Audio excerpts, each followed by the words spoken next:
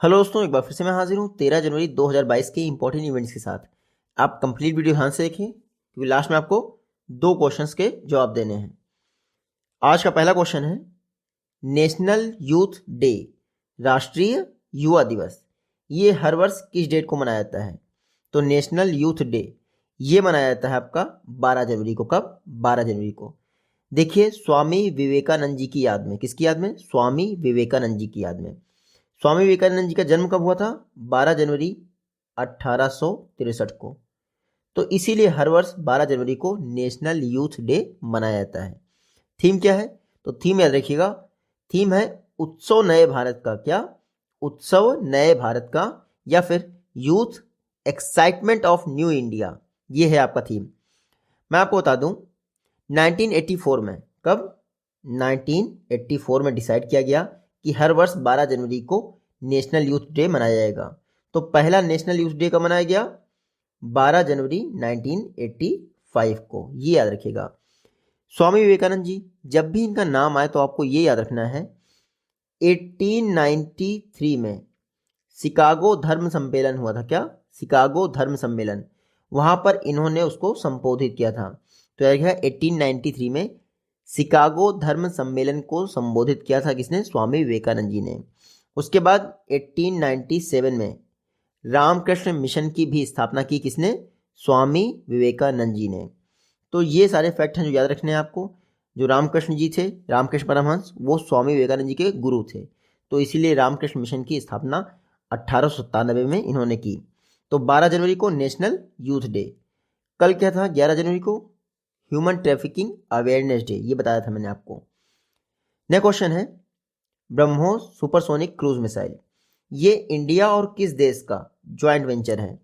तो इंडिया रूस के साथ मिलकर, किसके साथ?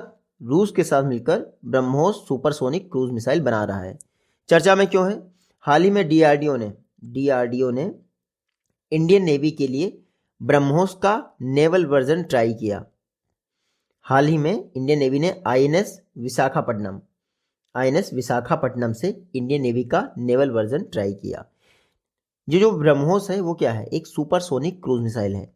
पहली बात तो आप जानिए क्रूज क्या होता है। क्रूज मिसाइल ये होता है जो सतह यानी सरफेस से बहुत कम ऊंचाई पे ट्रेवल करता है, जबकि बैलिस्टिक मिसाइल ऐसे जाता है जो कि सरफेस से बहुत ऊंचाई पे जाता है।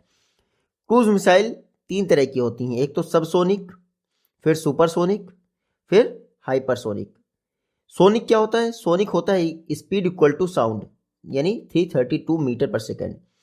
सब सोनिक वो होंगी जिनकी स्पीड साउंड से नीचे होगी, यानी 1 मैक से नीचे। 1 मैक इक्वल टू होता है स्पीड ऑफ साउंड। सुपरसोनिक वो होती हैं जो 1 मैक से 5 मैक तक की स्पीड वाली होती हैं, जिसमें आता है आपका ब्रह्मोस, जिसकी स्पीड है 2.8 मैक। हाइपरसोनिक होती हैं मोर देन 5 मैक, यानी 5 मैक से ऊपर की रफ्तार वाली। तो हाल ही में ब्रह्मोस का सक्सेसफुली टेस्ट किया गया है आईएनएस विशाखापट्टनम से। इंडियन नेवी ने टेस्ट किया है। ब्रह्मोस की स्पीड कितनी है? 2.8 मैक, ये याद रखिएगा। इंडियन नेवी ने टेस्ट किया है। तो इंडियन नेवी की बात कर लेते हैं। 26 जनवरी 1950 को इंडियन नेवी की स्थापना हुई। हेडक्वार्टर आपको पता है नई दिल्ली में। वर्तमान में चीफ कौन है इंडियन नेवी के? आर हरि कुमार। कौन? आर हरि कुमार, मेरे ख्याल से 25th नेवल चीफ हैं। और मोटो क्या है इंडियन नेवी का? सम नो वरुणा। नेक्स्ट क्वेश्चन है, वर्ल्ड ट्रेड ऑर्गेनाइजेशन, विश्व व्यापार संगठन, इसकी स्थापना किस वर्ष की गई थी? तो वर्ल्ड ट्रेड ऑर्गेनाइजेशन, इसकी स्थापना की गई थी 1995 में। चर्चा में क्यों है वर्ल्ड ट्रेड ऑर्गेनाइजेशन? इंडिया को फिर से डेवलपिंग कंट्री की मान्यता मिल गई है, विकासशील देश की मान्यता मिल गई है डब्ल्यूटीओ में। चर्चा का विषय ये नहीं कि इंडिया को मिल गई है, इंडिया को मिली तो वो बात अलग है, क्योंकि इंडिया में चलो अभी भी डेवलपिंग स्टेज में है। चीन को भी डेवलपिंग कंट्री की मान्यता मिल गई है। तो ये बहुत बड़ा विरोधात्मक एविडेंस आया है कि डब्ल्यूटीओ में चीन को डेवलपिंग कंट्री की मान्यता मिल गई है। देखिए, जो डेवलप या फिर डेवलपिंग कंट्री की मान्यता होती है वो वर्ल्ड बैंक देता है पर कैपिटा इनकम के आधार पे। पर कैपिटा इनकम के आधार पे जो वर्ल्ड बैंक है वो लोअर मिडिल अपर और अपर यानी हाई इनकम वाली कंट्रीज को डिवाइड करता है। चाइना जो है अपर मिडिल में आता है, यानी मिडिल अपर में आता है, जबकि इंडिया आपका आता है लोअर मिडिल में। तो इंडिया तो विकासशील हो सकता है लेकिन चाइना नहीं होता है। लेकिन फिर भी याद रखिए, इंडिया को विकासशील कंट्री का दर्जा मिल गया है, इसलिए ये चर्चा में है।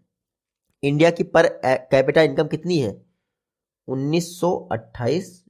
ये याद रखिएगा, इंडिया की पर कैपिटा इनकम इतनी है। WTO की बात करते हैं, वर्ल्ड ट्रेड ऑर्गेनाइजेशन। देखिए, general agreement on tariff and trade यानी गैट बना हमारा कब? 1948 में। 1948 में गैट बना। उसके बाद इसी के बाद 1995 में मरक्केश ट्रीटी हुई, जिसके बाद WTO बना, वर्ल्ड ट्रेड ऑर्गेनाइजेशन। तो WTO की स्थापना हुई 1 जनवरी 1995 को। हेडक्वार्टर कहाँ है? जिनीवा, स्विट्जरलैंड में। हाल ही में फर्स्ट फीमेल डायरेक्टर जनरल कौन अपॉइंट हुई हैं WTO की? नगोजी ओकोंजो-इवीला। कौन? नगोजी ओकोंजो-इवीला। वो नाइजीरिया से बिलोंग करती हैं। फर्स्ट अफ्रीकन है, फर्स्ट वुमेन है जो कि WTO की डायरेक्टर जनरल बनी है। नेक्स्ट क्वेश्चन है, 2022 में डॉक्टर अंबेडकर अवार्ड जो कि 12वें अनाउंस किए गए हैं, किसको सम्मानित किया गया है? तो 12th डॉक्टर अंबेडकर अवार्ड से सम्मानित किया गया है हर्षाली मल्होत्रा को। किसको? हर्षाली मल्होत्रा। ये देख लीजिए, इनको पहचानते होंगे आप, बजरंगी भाईजान, ये मुन्नी बनी थी, गूंगी थी। इनको 12th डॉक्टर अंबेडकर अवार्ड से सम्मानित किया गया है। देखिए, जो डॉक्टर अंबेडकर अवार्ड है ये महाराष्ट्र गवर्नमेंट द्वारा दिया जाता है इंडियन सिनेमा में योगदान के लिए। तो किसको मिला है? हर्षाली मल्होत्रा को। किसने दिया है? महाराष्ट्र के जो गवर्नर हैं भगत सिंह कोश्यारी जी, उनके द्वारा दिया गया है। ये जो डॉक्टर अंबेडकर अवार्ड है इसके तहत 10 लाख की धनराशि दी जाती है। कितनी? 10 लाख की। महाराष्ट्र गवर्नमेंट द्वारा 2022 के लिए डॉक्टर अंबेडकर अवार्ड की घोषणा की गई है। इसकी शुरुआत हुई थी 1992 में। इतना आप याद रखिएगा, 1992 में डॉक्टर अंबेडकर अवार्ड की शुरुआत हुई थी। नेक्स्ट क्वेश्चन है, भारत में पहली सिटी कौन बन गई है जहां पर वाटर मेट्रो चलाई गई है? तो हाल ही में कोची जो कि केरल में है, इंडिया की फर्स्ट सिटी बन गई है जहां पर वाटर मेट्रो चलाई गई है।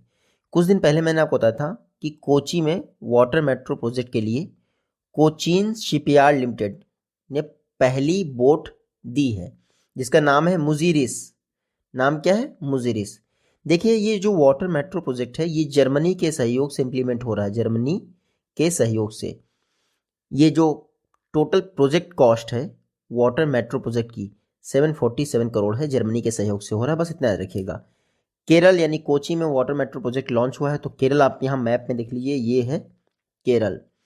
चीफ मिनिस्टर है पिनराई विजयन। गवर्नर कौन है? आरिफ मोहम्मद खान। देखिए, केरल इस समय बहुत चर्चा में है क्योंकि इंटरनेशनल क्राफ्ट अवार्ड जीता है 2021 के लिए। उसके अलावा यहाँ पर एक मथिकेतन 16 नेशनल पार्क है केरल का। साइलेंट वैली तो बहुत फेमस है, खैर वो तो आपको पता ही है। नेक्स्ट क्वेश्चन है, इंडिया ने साउथ कोरिया के साथ CEPA agreement, comprehensive economic cooperation agreement, किस वर्ष साइन किया था? इंडिया और साउथ कोरिया के बीच में सेपा एग्रीमेंट, केपा मैं भूल गया, सेपा एग्रीमेंट 2009 में साइन हुआ था। देखिए, 2009 में साइन हुआ था और 2010 से लागू हो गया था। चर्चा में क्यों है? इंडिया और साउथ अफ्रीका के बीच में बिजनेस टू बिजनेस जो है एग्रीमेंट हुए हैं सेपा के तहत। टारगेट क्या है? टारगेट ये है कि 2030 तक $50 बिलियन का क्या व्यापार करना है दोनों कंट्रीज को। तो ये टारगेट जो है 2018 में बनाया गया था बिजनेस टू बिजनेस डील के लिए। साउथ कोरिया देखा जाए तो भारत का 5th लार्जेस्ट इन्वेस्टर है। दोनों देशों के बीच में ये जो सेपा एग्रीमेंट है 2009 में साइन हुआ था। अब साउथ कोरिया की बात कर लेते हैं। तो यहाँ मैप देख लीजिए, साउथ कोरिया, ये है सियोल, साउथ कोरिया की कैपिटल। प्रेसिडेंट कौन है? मून जाए इन। ये जो बीच में बॉर्डर दिख रहा है आपको साउथ कोरिया नॉर्थ कोरिया, इसको कहते हैं DMZ, डीमिलिटराइज्ड जोन, या फिर 38 डिग्री पैरेलल। क्या कहते हैं? 38 डिग्री पैरेलल। तो ये सारे फैक्ट आपको पता होने चाहिए इस क्वेश्चन के विषय में। नेक्स्ट क्वेश्चन देखते हैं, हेनली पासपोर्ट इंडेक्स 2022 में इंडिया की रैंक क्या है? तो हेनली पासपोर्ट इंडेक्स में इंडिया की रैंक है 83rd। 2022 में इंडिया की रैंक है क्या? 83rd। इससे पहले वाला जो इंडेक्स था उसमें 90 थी। तो इंडिया को कितने 7 प्लेसेस का फायदा हुआ है? कितने 7 प्लेसेस का फायदा हुआ है। तो हेनली पासपोर्ट इंडेक्स में इंडिया की रैंक है 83rd, याद रखिएगा। टॉप किसने किया है? तो 2 कंट्रीज ने टॉप किया है, जापान और सिंगापुर ने। जापान और सिंगापुर ने टॉप किया है। जर्मनी आया है 3rd पे। इवन जर्मनी भी अकेला नहीं आया है 3rd पे, वो किसी और कंट्री के साथ आया है। हालांकि ये जो हेनली पासपोर्ट इंडेक्स है इसको लास्ट कौन आया है? अफगानिस्तान। इंडिया की बात कर लेते हैं। इंडिया की रैंक आई है 83rd। इंडिया का स्कोर है 60 मतलब ये होता है कि आप 60 कंट्रीज में वीज़ा फ्री अराइवल कर सकते हैं। तो बस इतना याद रखना है। तो हेनली पासपोर्ट इंडेक्स कब शुरुआत हुई थी? 17 वर्ष पहले, यानी 2006 में इसकी शुरुआत हुई थी। 199 कंट्रीज के लिए एनालिसिस करता है ये। इंडिया की रैंकिंग याद रखिएगा 83rd है, जो कि लास्ट टाइम से 7 प्लेसेस अब हुई है। लास्ट टाइम 90 थी हेनली पासपोर्ट इंडेक्स में। सबसे पावरफुल जापान और सिंगापुर का है, याद रखिएगा। नेक्स्ट क्वेश्चन है, ग्लोबल इकोनॉमिक प्रॉस्पेक्ट रिपोर्ट कौन जारी करता है? ग्लोबल इकोनॉमिक प्रॉस्पेक्ट रिपोर्ट ये जारी की जाती है वर्ल्ड बैंक द्वारा। हाल ही में वर्ल्ड बैंक ने जनवरी मंथ के लिए, देखिए वर्ष में 2 बार जारी की जाती है रिपोर्ट।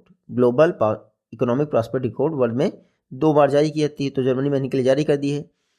2022 के लिए ग्लोबल इकोनॉमिक ग्रोथ रेट क्या बोला है? 4.1%, जो कि लास्ट ईयर से डिक्रीज हो गई। लास्ट ईयर कितनी थी? लास्ट ईयर थी 5.5%, तो इस बार डिक्रीज हो रही है।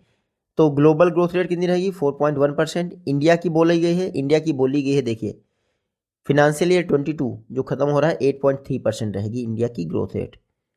हालांकि जो हमारा एनएसओ है उसने 9.2% का है। तो ग्लोबल इकोनॉमिक प्रॉस्पेक्ट रिपोर्ट याद रखिएगा, ग्लोबल ग्रोथ रेट रहेगी 4.1%, इंडिया की रहेगी 8.3%, एनएसओ ने बोला है 9.2%।